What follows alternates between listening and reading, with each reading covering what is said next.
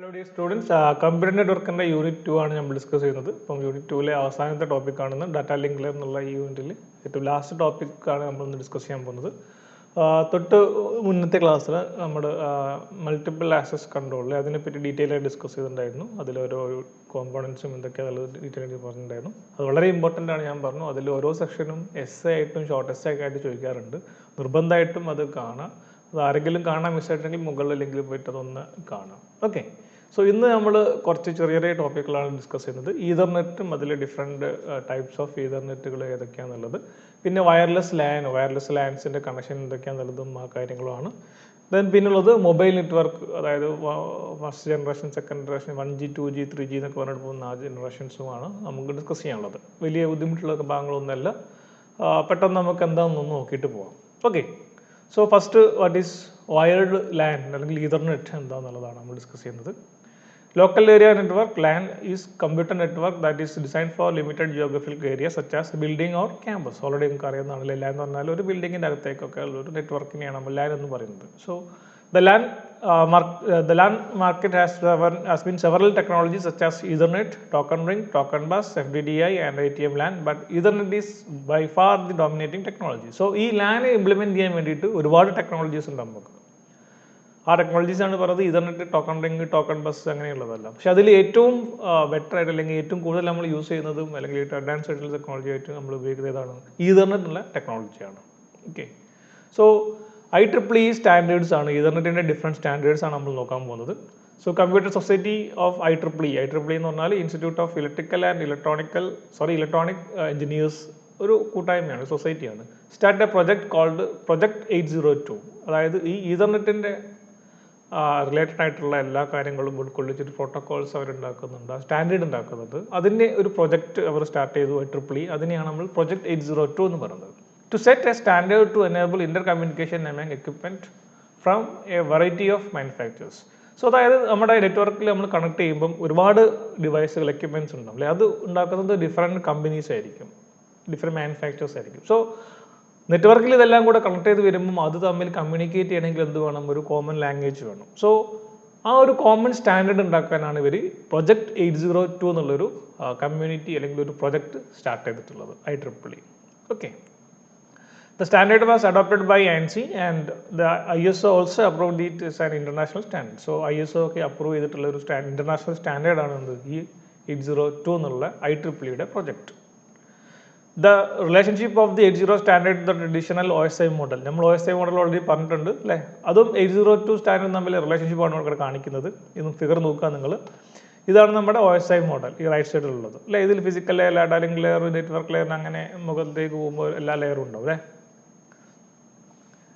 So ഇവിടെ ഈ data link ലെയറിലാണ് ഇവിടെ കണക്ഷൻ ഉള്ളത് അല്ലെങ്കിൽ റിലേഷൻഷിപ്പ് ഉള്ളത്. അതായത് പ്രൊജക്ട് 802ൻ്റെയും OSI മോഡലിൻ്റെയും ഡാറ്റാ ലിങ്ക് ലെയർ തമ്മിൽ കാണുന്നുള്ളത് ഒരു ചെറിയ റിലേഷൻഷിപ്പ് ഉള്ളത്. അതായത് ഇവിടെ ഡാറ്റാ ലിങ്ക് ലെയറിനെ നമ്മൾ പ്രൊജക്ട് 802 രണ്ട് ലെയർ ആക്കിയിട്ട് ഡിവൈഡ് ചെയ്യുന്നുണ്ട്.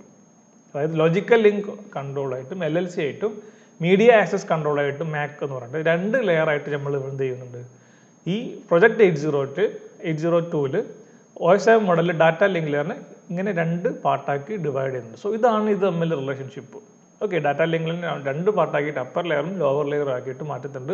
അതിൻ്റെ ഡീറ്റെയിൽസ് നമ്മൾ അടുത്ത സ്ലൈഡിൽ പറയും. Okay, so the IEEE as sub divided the data link layer into 2 sub layer. നമ്മൾ ഓൾറെഡി കണ്ടു അല്ലേ, LLCയും അതേപോലെ MAC എന്ന് പറഞ്ഞു രണ്ട് ലെയർ ആക്കിയിട്ടുണ്ട്. ലോജിക്കൽ ലിങ്ക് കൺട്രോൾ എന്നും മീഡിയ ആക്സസ് കൺട്രോൾ എന്നുമുള്ള രണ്ട് സബ് ലെയേഴ്സ് ആക്കിയിട്ട് നമ്മൾ എന്തിനെ മാറ്റി? ഡാറ്റാ ലിങ്ക് ലെയറിനെ മാറ്റിയിട്ടുണ്ട്.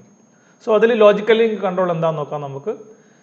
In IEEE 802, flow control, error control and part of the framing duties are collected into one sublayer called the LLC. നമ്മൾ പറഞ്ഞു ഡാറ്റാ ലിങ്കിലെ ഒരുപാട് ഡ്യൂട്ടീസ് പറഞ്ഞിട്ടുണ്ടായിരുന്നു അല്ലേ. അതിൽ ഫ്ലോ കൺട്രോൾ, എറർ കൺട്രോൾ അതുപോലെ ഫ്രെയിമിങ്ങിൻ്റെ ഒരു പാർട്ട് ഇതെല്ലാം ചെയ്യുന്നവരാണ് ഈ രണ്ട് ലെയർ ആക്കിയിട്ട് സബ് ഡിവൈഡ് ചെയ്തത് LLC ആണ്. അതായത് ലോജിക്കൽ ലിങ്ക് കൺട്രോൾ ആണ് ഇതെല്ലാം ചെയ്യുന്നത്. ഡാറ്റാ ലിങ്കിലെ ഡ്യൂട്ടി ഇവിടെ ഡിവൈഡ് ചെയ്ത് കൊടുക്കുകയാണ് ചെയ്യുന്നത് നമ്മൾ. Okay, the LLC provide an in single data link control protocol for all IEEE LANs. ഒരു സിംഗിൾ പ്രോട്ടോകോൾ അവർ പ്രൊവൈഡ് ചെയ്യുന്നുണ്ട് for all IEEE LANs. Okay, in this way the LLC is different from media access control sublayer which provide different protocol for different LANs. so media access control തൊട്ടടുത്ത sublayer different protocols ആണ് ഇവിടെ use ചെയ്യുന്നതെങ്കിൽ LLC എന്താ ചെയ്യുന്നത്? എല്ലാവർക്കും ഒരേ same protocols ആണ് use ചെയ്യുന്നുള്ളത്. ഓക്കെ, സോ രണ്ടാമത്തെ പാർട്ടാണ് മീഡിയ ആക്സസ് കൺട്രോൾ. നമ്മൾ സബ് ഡിവൈഡ് ചെയ്തതിൻ്റെ രണ്ടാമത്തെ പാർട്ടാണ് ഡാറ്റ ലിങ്ക് ലെയറിൻ്റെ media access control. IEEE 808 created a sublayer called the media access control that defines the specific access method for each LAN. So ഇവിടെയാണ് ഓരോ ലാൻഡേയും അതിന് എങ്ങനെ സ്പെസിഫിക് ആയിട്ട് ആക്സസ് ചെയ്യാന്നുള്ളതിൻ്റെ ഡിഫൈൻ ചെയ്യുന്നതാണ് എന്ത് പറയുന്നത് ഈ മീഡിയ ആക്സസ് കൺട്രോൾ അല്ലേ. ആക്സസ് ചെയ്യാനുള്ള മെക്കാനിസം ആക്സസ് കൺട്രോൾ, അതായത് ഓരോ ഡിവൈസിനും അല്ലെങ്കിൽ ഓരോ മീഡിയത്തിനും എങ്ങനെയാണ് ഒരു മീഡിയത്തിലേക്ക് സ്പെസിഫിക് ആയിട്ട് ആക്സസ് ചെയ്യുക അത് ഡിഫൈൻ ചെയ്യുന്നതാണ് മീഡിയ ആക്സസ് കൺട്രോൾ. ആ പേരിലുണ്ട് ആക്സസ് കൺട്രോൾ ആണത്. The MAC sublayer contains a number of distinct modules. Each defines the access method and the framing format specific to the corresponding LAN protocol. So,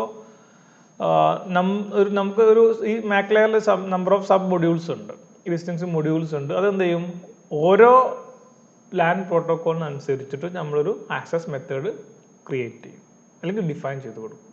okay, so അതാണ് ഇതിൻ്റെ പ്രത്യേകത. So different access methods അല്ലെങ്കിൽ protocols ഇവിടെ available ആണ്, നേരത്തെ നമ്മൾ പറഞ്ഞത്. Okay, in standard Ethernet the MAC sublayer governs the operations of the access method.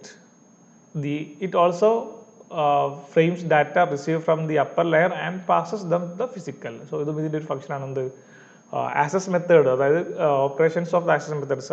അതും അതേപോലെ ഈ ഫ്രെയിംസിൻ്റെ കൈകാര്യങ്ങളും, അതായത് അപ്പർ ലെയറിന് റിസീവ് ചെയ്യുന്ന ഫ്രെയിംസിനെ അത് എടുത്തിട്ട് തൊട്ടടുത്ത ലെയറിലേക്ക്, തൊട്ട് താഴെയുള്ള ലെയർ ഫിസിക്കൽ ലെയറിലേക്ക് പാസ് ചെയ്യുന്നവരാണ് ഈ MAC ലെയറാണ്. സോ അതും ഇതിൻ്റെ ഡ്യൂട്ടിയാണ്. ഓക്കെ, ഇനി ഈതർനെറ്റ് എവല്യൂഷൻ ത്രൂ 4 ജനറേഷൻ. നമുക്ക് 4 ജനറേഷൻസ് ഇവിടെ നോക്കാം. ഈതർനെറ്റിൻ്റെ എവല്യൂഷൻസ് ആണ്.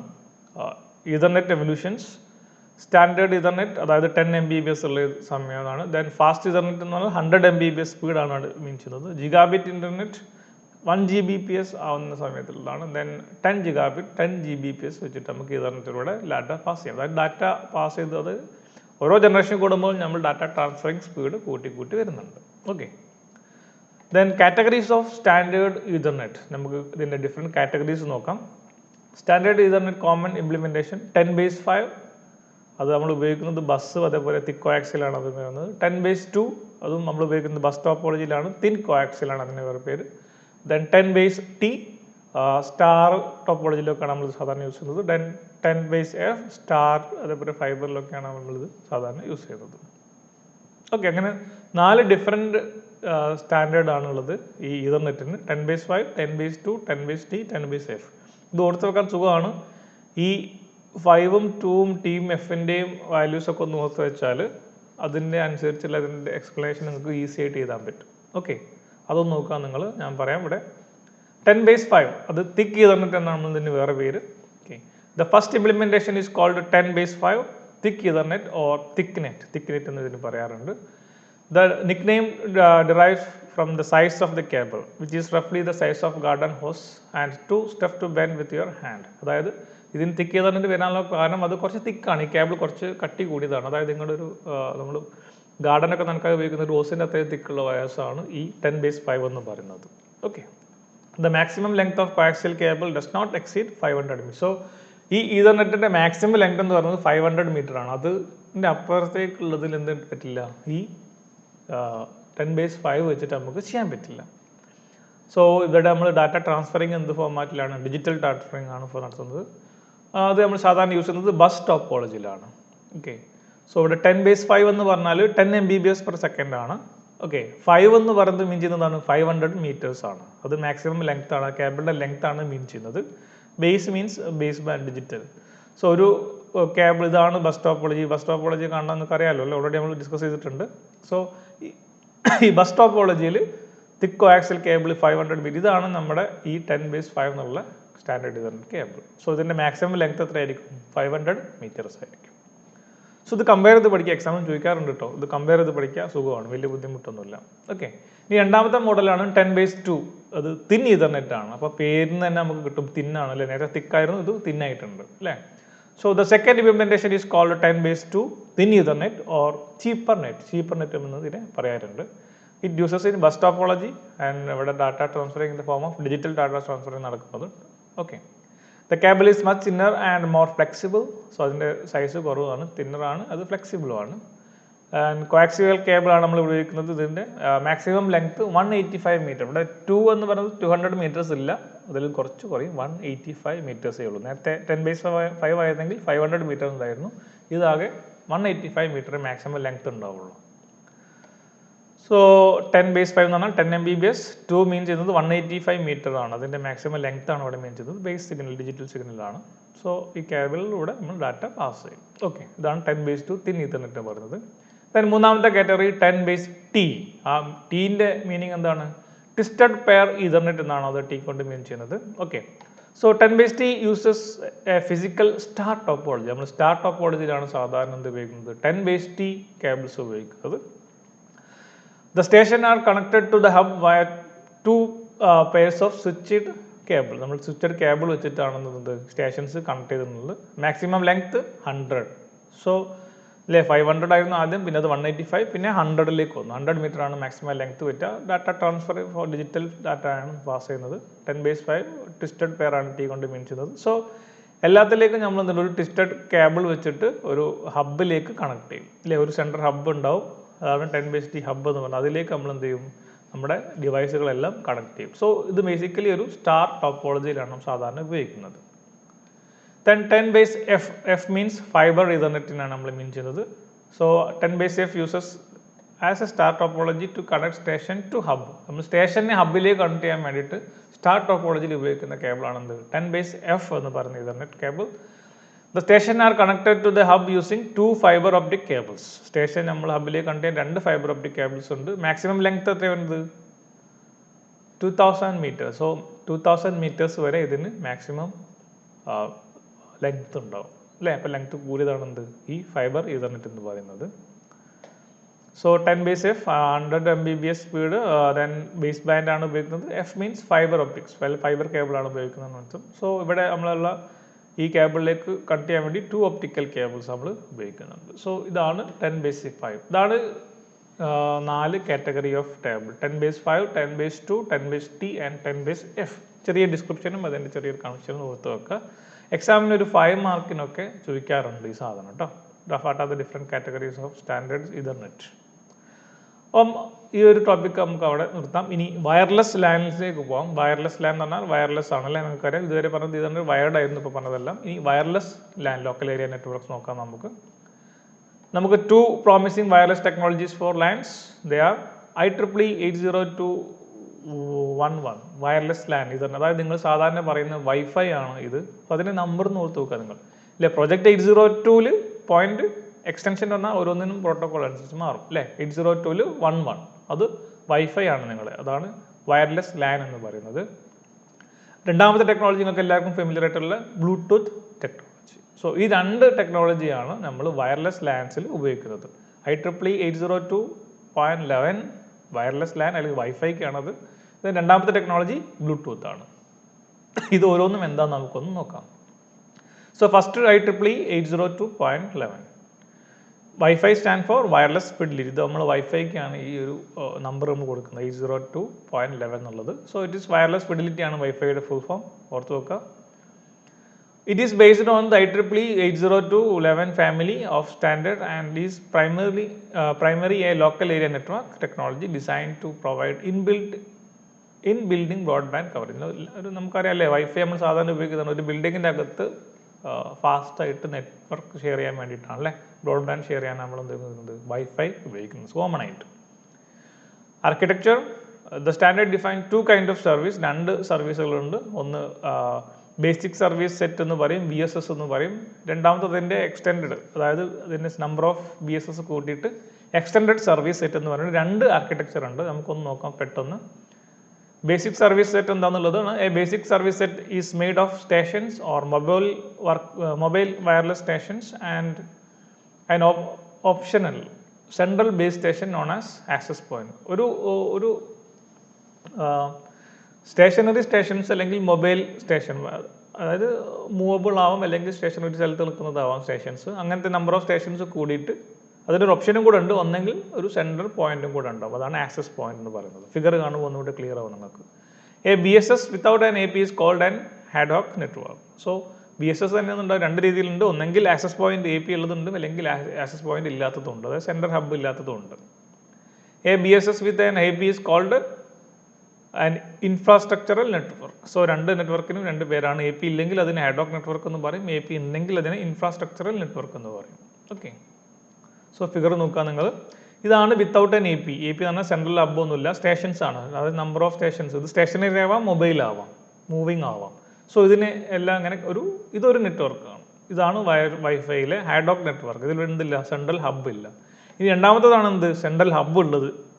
ഇതിന് നമ്മൾ പറയും ഇൻഫ്രാസ്ട്രക്ചറൽ നെറ്റ്വർക്ക് എന്ന് പറയും. സോ ഇതിൽ മൊബൈൽ ഓർ സ്റ്റേഷനറി ആയിട്ട് കുറേ സ്റ്റേഷൻസ് ഉണ്ടാവും ഇതേപോലെ. അതിന് പകരം വേറൊരു കാര്യം കൂടി എന്താണ്, ഒരു സെൻട്രൽ ഹബ്ബ് ഉണ്ടാവും, സെൻട്രൽ പോയിന്റ്, അതായത് ആക്സസ് പോയിന്റും കൂടെ ഉള്ളതാണ് BSS എന്ന് പറയുന്നത്. ഓക്കെ, വിത്ത് AP. സോ രണ്ടാമത്തെ മോഡലാണ് 802.11 എക്സ്റ്റെൻഡഡ് സർവീസ് സെറ്റ്. ഞാൻ നേരത്തെ പറഞ്ഞു, എക്സ്റ്റെൻഡ് സർവീസ് സെറ്റ് എന്ന് പറഞ്ഞാൽ നമ്പർ ഓഫ് BSS കൂടിയതാണ് ESS എന്ന് പറയുന്നത്. And extended service is A set is made up of 2 or more BSS with APs. നമ്മൾ തൊട്ട് മുമ്പ് പറഞ്ഞ APs അല്ലേ, BSS, അതിൻ്റെ നമ്പർ ഓഫ് പീസ് കൂടിയാണ് എന്ത് പറയുന്നത്, കണക്ട് ചെയ്തിട്ടാണെന്ന് പറയുന്നത് ESS എന്ന് നമ്മൾ പറയുന്നത്. In this case the BSS are connected through a distributed system which is usually a wired LAN. So നമ്മൾ വയർഡ് ലാൻ ഉപയോഗിച്ചിട്ട് എന്ത് ചെയ്യും, ഈ നമ്പർ ഓഫ് BSS നമ്മൾ എന്ത് ചെയ്യും, പരസ്പരം കണക്ട് ചെയ്യുന്നുണ്ട്. The distribution system connected the APs in the BSS. നമ്മുടെ BSSൽ APs വെച്ചിട്ടാണ് നമ്മൾ ഈ ഡിസ്ട്രിബ്യൂട്ടഡ് സിസ്റ്റം നമ്മൾ കണക്ട് ചെയ്യുന്നത്. നോക്കാം നിങ്ങൾ, നേരത്തെ കണ്ടൊരു BSS ആണിത്, ഇത് വേറൊരു BSS, ഇത് വേറൊരു BSS. ഇതെല്ലാം കൂടെ നമ്മൾ എന്ത് ചെയ്യും, ഒരു ലാൻ വെച്ചിട്ട് ഈ എല്ലാ APകളും തമ്മിൽ കണക്ട് ചെയ്തിട്ട് എൻറ്റയർലി ഒരു നെറ്റ്വർക്ക് ആക്കി മാറ്റും. സോ നമ്പർ ഓഫ് BSS കൂടിയിട്ടാണ് ഈ എക്സ്റ്റെൻഡഡ് സർവീസ് സെറ്റ് ഫോം ചെയ്യുന്നത്. ഓക്കെ, സിമ്പിളാണ് അല്ലേ, കമ്പയർ ചെയ്ത് പഠിക്കാൻ നിങ്ങൾ. ഇനി വയർലെസ് ലാനിൽ രണ്ടാമത്തെ ടെക്നോളജിയാണ് എന്ത്, ബ്ലൂടൂത്ത് ടെക്നോളജി. നിങ്ങളെല്ലാവരും ഉപയോഗിക്കുന്ന ടെക്നോളജി തന്നെയാണ് ഇതും അല്ലേ. So Bluetooth is a wireless LAN technology designed to connect devices of different functions such as telephone, network, computer, desktop, laptop, camera, printer, coffee maker and so on. നിങ്ങൾക്ക് different functionalities ഉള്ള ഡിവൈസുകളെ എന്ത് ചെയ്യാൻ പറ്റും, Bluetooth ഉപയോഗിച്ചിട്ട് connect ചെയ്യാൻ പറ്റും അല്ലേ. നിങ്ങൾക്ക് ബ്ലൂടൂത്ത് ഹെഡ്സെറ്റ് കണക്ട് ചെയ്യുന്നുണ്ട്, മൗസ് കണക്ട് ചെയ്യുന്നുണ്ട് അല്ലേ, അതേപോലെ കമ്പ്യൂട്ടേഴ്സ് അങ്ങോട്ടും ഇങ്ങോട്ടും കണക്ട് ചെയ്യുന്നുണ്ട്. സോ ബ്ലൂടൂത്ത് വെച്ചിട്ട് നിങ്ങൾക്ക് എന്ത് ചെയ്യാം, ഡിഫറെൻറ്റ് ഫങ്ഷനാലിറ്റിയുള്ള ഡിവൈസുകൾ കണക്ട് ചെയ്യാൻ പറ്റും.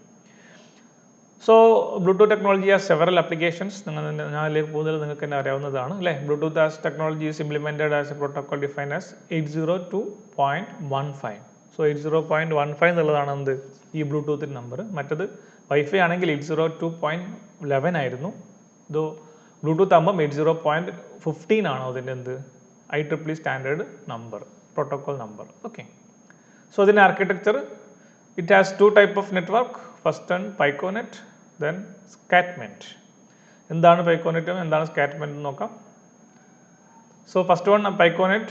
A Bluetooth network is called a Piconet or a small net എന്ന് പറയും ഇതിനെ. A Piconet can have up to 8 station, one of which is called the primary, the rest of is called secondary. So maximum നമുക്ക് 8 stations ഉണ്ട്, including a primary station. So ഒരു primary ഉണ്ടാവും, ബാക്കി എല്ലാം secondary ആയിട്ടാണ് നമ്മൾ സെറ്റ് ചെയ്യുന്നത്. All the secondary station synchronises their clock and hopping sequence with the primary. So എല്ലാ സെക്കൻഡറി എന്ത് ചെയ്യും, അതിൻ്റെ പ്രൈമറി ആയിട്ട് ഒരു സിങ്ക്രണൈസേഷൻ ഉണ്ടാക്കി വെക്കും. ഓക്കെ, അത് സീക്വൻസ് വിത്ത് പ്രൈമറി ആയിട്ട് വെക്കാൻ വേണ്ടിയിട്ട്. Okay, the communication between the primary and secondary can be 1-to-1 or 1-to-many. അതായത് പ്രൈമറിയും സെക്കൻഡറി തമ്മിൽ കമ്മ്യൂണിക്കേഷൻ either 1-to-1 അല്ലെങ്കിൽ 1-to-many ആവാം. ഓക്കെ, സോ ഇതാണ് ഒരു Piconet. ഒരു പ്രൈമറി ഡിവൈസ് ഉണ്ടാവും, അതിലേക്ക് നമ്പർ ഓഫ് സെക്കൻഡറി ഡിവൈസുകൾ നമ്മൾ കണക്ട് ചെയ്ത് കൊടുക്കും. ഓക്കെ, മാക്സിമം ഇവിടെ 8 ഡിവൈസ് ഉണ്ടാവുള്ളൂ, അതിലൊന്ന് പ്രൈമറി ആയിരിക്കും ചെയ്യും, ബാക്കിയെല്ലാം സെക്കൻഡറി ആയിരിക്കും. ഓക്കെ, സോ ഇനി രണ്ടാമത്തെ സ്കാറ്റർനെറ്റ് ഉള്ളത് നോക്കാം. രണ്ടാമത്തെ ആർക്കിടെക്ചറാണ് ബ്ലൂടൂത്തിൻ്റെ. Piconet can be combined to form what is called scatternet. നേരത്തെ നമ്മൾ BSSഉം ESS പറഞ്ഞ പോലെ തന്നെയാണ് ഇവിടെ Piconetൻ്റെ നമ്പർ ഓഫ് ബീസ് കൂടിയാണെന്ന് പറയുന്നത് സ്കാറ്റർനെറ്റ് എന്ന് പറയുന്നത്. A secondary station in one Piconet can B primary in other Piconet. അതായത് ഒരു സ്റ്റേഷനിലെ മീൻസ് ഒരു Piconetലെ സെക്കൻഡറി സ്റ്റേഷൻ നമ്മൾ കണ്ടില്ലേ, സെക്കൻഡറി പ്രൈമറി ഉണ്ട്, അതെന്താവാം അടുത്ത Piconetൻ്റെ പ്രൈമറി ആയിട്ട് വർക്ക് ചെയ്യാൻ ചാൻസ് ഉണ്ട്.